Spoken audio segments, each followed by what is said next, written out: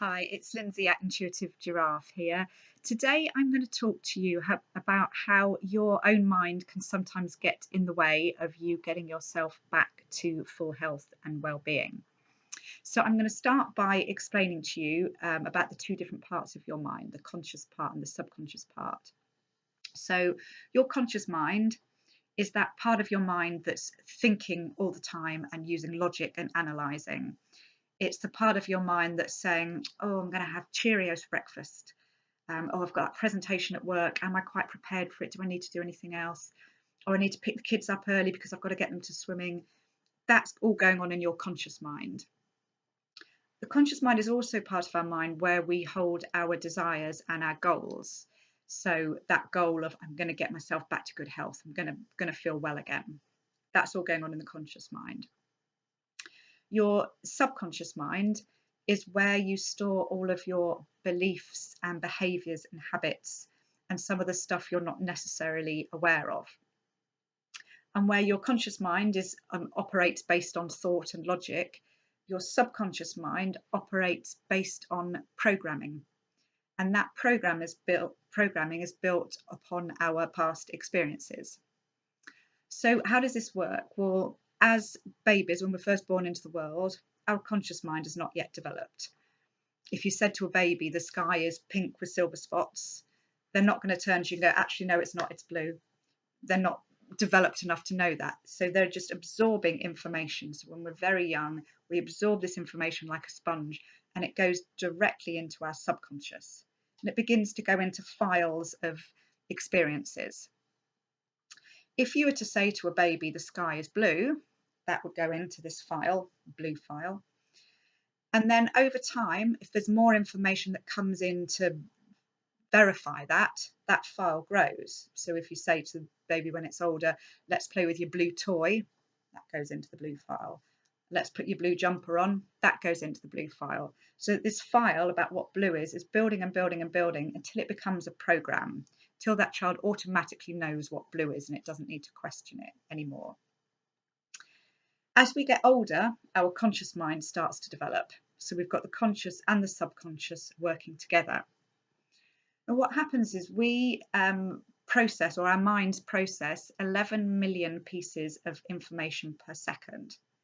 I don't know what kind of research they did to get to these figures, but 11 million pieces of information per second. There is no way our conscious mind can process that kind of information in a second. So our subconscious steps in, goes, right, I've got this sorted, I've got all these programs up and running, I can do it a lot quicker. And so it takes in this information and it looks at these programs it's got, and it basically starts to match what's coming in against what it's got. And if something comes in that doesn't match what's in that program, it filters it out and it just shows you what's left. So, for example, when I was at school, I was 4 years old, I drew a picture of a horse next to a washing line.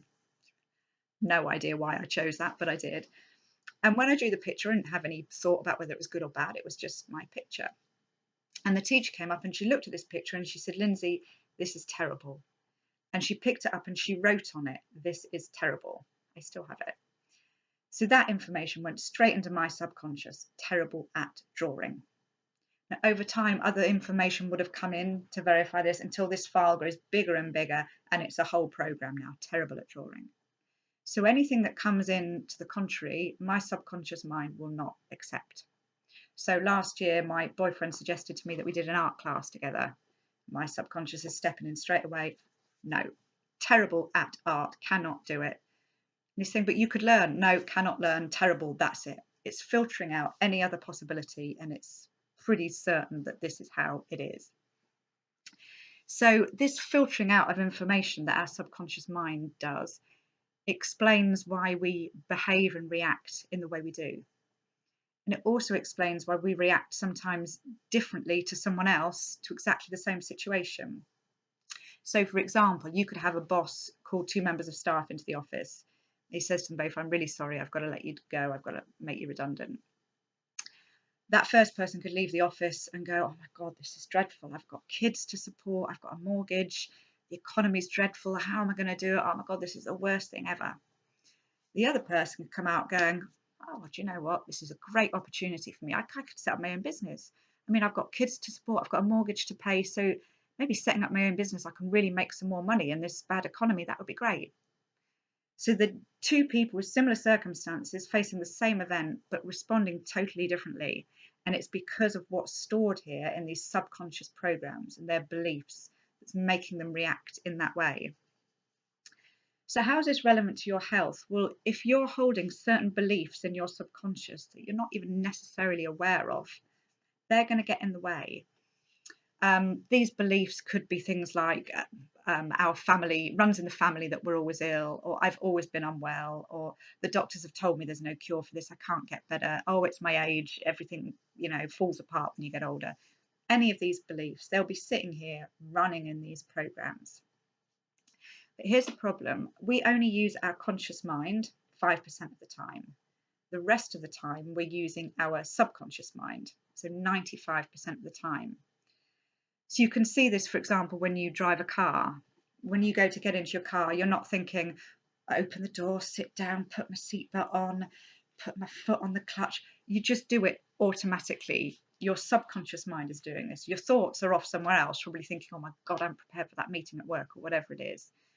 The rest, your 95%, your subconscious is basically going through all the motions for you. You can also see it when you eat your dinner. When we're very young, we're taught how to use a knife and fork. This is how you cut your food. Nowadays, I'm guessing that when you sit down for your dinner, you're not sitting there thinking, which hand do I hold the fork in, which hand do I hold the knife in, how do I cut? Your subconscious mind has got that program sorted. It knows how to eat. So you can carry on chatting and doing whatever else. Your subconscious mind takes over. So we've got 5% of conscious mind, 95% of the subconscious. So where you've got your goal in your conscious mind of, I want to get fit and healthy, I want to be well, that's being used 5% of the time. And it's pushing against this 95% of your subconscious that may be holding all these thoughts of, well, I'm getting older now and it runs in the family and I'm never going to get well. 5% versus 95%. You can see which part of your mind is going to win. And therefore, why you're stuck in this cycle of not feeling well, not feeling well. So what's the answer? Well, we need to retrain our subconscious mind. It's kind of a bit like training a puppy or a kitten. So I don't know if anyone's had a new kitten and you have to train it to use the litter tray. And you need to use authority and repetition with that kitten. So if you come down and you find the kitten's weeing on the rug, you go, no, pick up the kitten, put it in the litter tray. A few hours later, you come down, kitten's weeing on the rug, no, pick it up, put it in the litter tray. Next morning, you come down, kitten's weeing on the rug. No, pick it up, put it in the litter tray. And you keep doing this until the kitten learns to wee in the litter tray. Job done. So you're using authority and repetition in order to train that kitten. That's exactly what we need to do with our subconscious minds. We use authority and repetition. Now, there are a number of different ways of doing this. You can do visualizations, you can use affirmations. A lot of these things you would need to do very regularly in order for them to start working. A technique I use with my clients, which is really powerful, is to use hypnosis. When you use hypnosis, your conscious mind goes elsewhere, basically, and you're talking directly to your subconscious. So you can retrain that really quickly and really powerfully by speaking directly to the subconscious mind and basically retraining it to have the beliefs that align with your goal of, I want to get well, I want to be fit. For those of you maybe not been hypnotized before, some people get a little bit worried about how it feels and are going to be out of control and all of this. It's a perfectly natural state to be in. You're in total control when you're in hypnosis. The hypnotherapist cannot make you do anything you don't want to do. And most people describe it as a really relaxing, nice state to be in. So if you are interested and you'd like to learn more, do visit my website, www.intuitivegiraffe.com. Drop me a line, give me a call, and we can chat more. Thanks for listening.